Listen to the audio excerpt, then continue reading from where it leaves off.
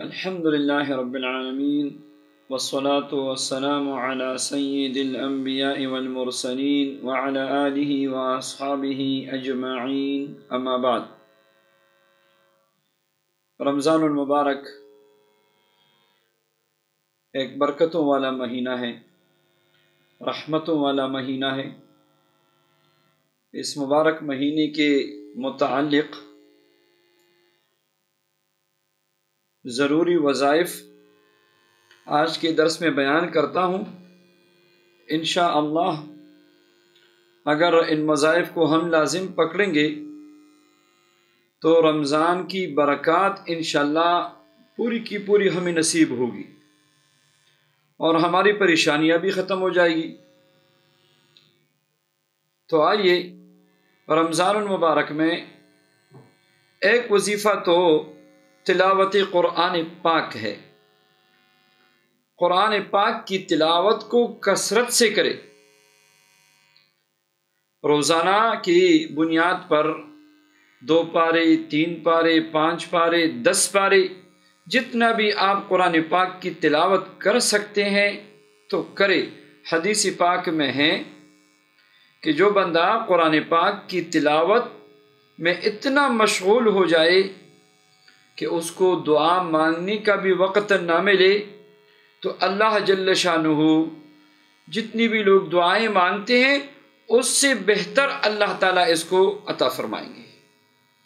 تو آپ کی ساری دعائیں، مقاصد، آپ کی پریشانیاں، یہ ساری جو ہے تلاوت قرآن پاک سے انشاءاللہ حل ہو جائے گی۔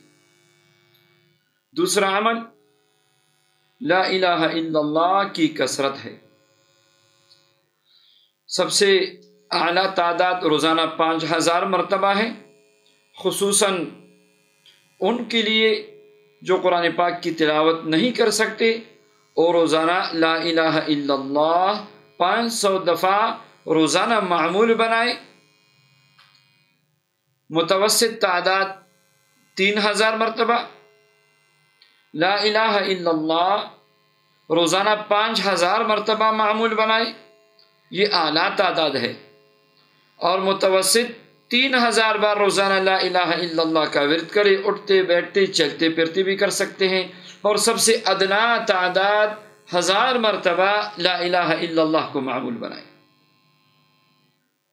تیسرا عمل استغفار کی کثرت کرے، اور استغفار کی کثرت کا سب سے ادنا عدد جو ہے وہ 300 ہے، تو کم از کم 300 مرتبہ روزانہ استغفار پڑھے۔ اور چوتھا یہ ہے کہ اللہ جل شانہ سے اٹھتے بیٹھتے چلتے پھرتے نماز کے بعد، نماز میں، دن کو رات کو جنت مانگا کرے اور جہنم سے پناہ مانگا کرے۔ یہ مبارک مہینہ ہے، ان معمولات یہ ایسے وظائف اور معمولات ہیں جس سے دنیاوی اخروی ساری برکتیں انشاءاللہ آپ کو نصیب ہوگی۔ یہ رمضان اللہ کے لیے خاص کرے، دنیاوی مصروفیات سے اور خصوصاً گناہوں سے اجتناب کرے۔